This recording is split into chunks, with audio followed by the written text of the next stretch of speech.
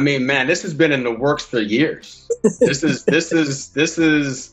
coming out now, but it's not like we just recorded it. And it's crazy because some of the songs, like there's a song that deals with police brutality that will sound like it was written today. It was written 2 years ago. You know, but the motivation was, for me, I felt like I still had something to say. I struggled for a long time whether or not I still did have something to say and whether or not I was dope enough to still, you know, to say it. And if not, you probably should just shut up. And so I kind of, you know, was feeling the urge to drop something again, like really listening. I was listening to Kendrick Lamar. I was listening to J. Cole. I was listening to a lot of these new cats. I was like, yeah, now this is what I'm on. I respect this, and kind of made me want to write again and made me want to rhyme again. But I was so far out of the game in terms of producing. And so then I was like, well, I know who's not out of the game in terms of producing. So I just hit up Panik and was like, hey, what kind of beats you got? Like, you sent me a couple of beats and you sent me a couple of bangers, and I wrote to him and I was like, well, we actually never have done a full just Panik produced project. We've done, you know, we did Writer's Block, you know, me in the moment, but never just me and Panik. You know, so I was like, let's just do a project. Let's just, me and you, just knock out a project. That would make me feel good. I think it will be dope. And it's long overdue. So let's just do it. And so, yeah, so that's how I remember it. Well, real quick before I forget, I mean, I won't forget this. This is funny though. But we did an album probably 10 years ago. My album's worth of music. But then probably like 5-6 years happened. Then we worked on this album. So there's actually albums that we got done. Yeah. But this is the one right here. As far as meeting Dave and Tone, that would have to be at like hip hop shows and stuff like that. I mean, or through Kevin Beacham and stuff like that. I mean, it was obvious they had 50 years and that stuff. So, you know, come on, you know, we're part of the same scene. You know, yeah. Anybody who's doing something that was dope, like I made sure that I try to like reach out to them. You know, GR too. You know, PNS. So it was easy. It was like nothing. For this album, it was sent back and forth. I'm out in Oakland. Ed was in Texas at the time. Yeah. And so, just sent back and forth and just like, yo, check this out. Like, you know, just knock this out, you know, let me know what you think about this, you know, just sending it to him. And, you know, so like that, like kind of, I used to do that to Tone all the time, just call him up and just play stuff over the phone. Like, you know, so yeah, it was back to those kind of days. Well, for me, it's like, we've known each other for years. So it's like, you know, I already know where he stands with his music, and he knows where I stand with mine. So it was like, that was the trust is the experience in the years of knowing each other, you know? So it made it easy, I think. For sure. I mean, we've known each other for decades. Yeah. You know, like 25 years.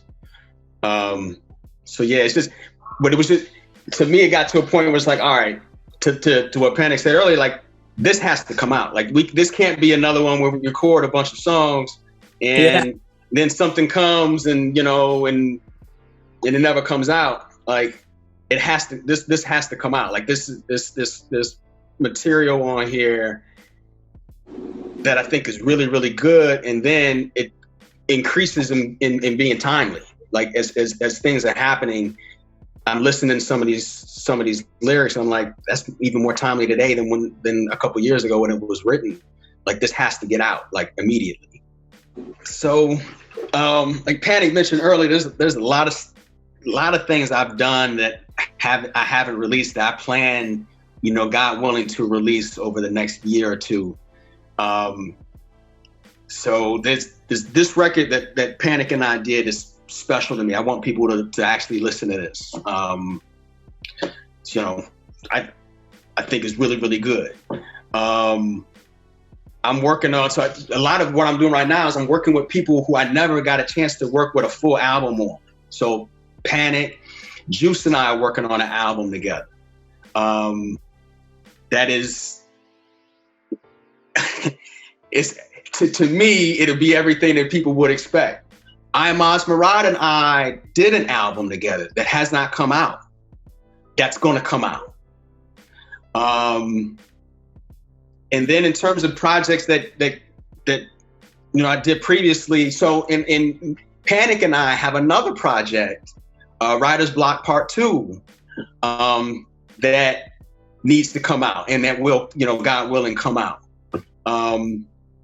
So there's a lot of things that I just been kind of just doing. So I never really ultimately did things for everyone to hear. I really did do things for me, but I got a lot of stuff that I listen to that now I need, I want other people to listen to. The ego is such that I'm like, I think someone would appreciate this.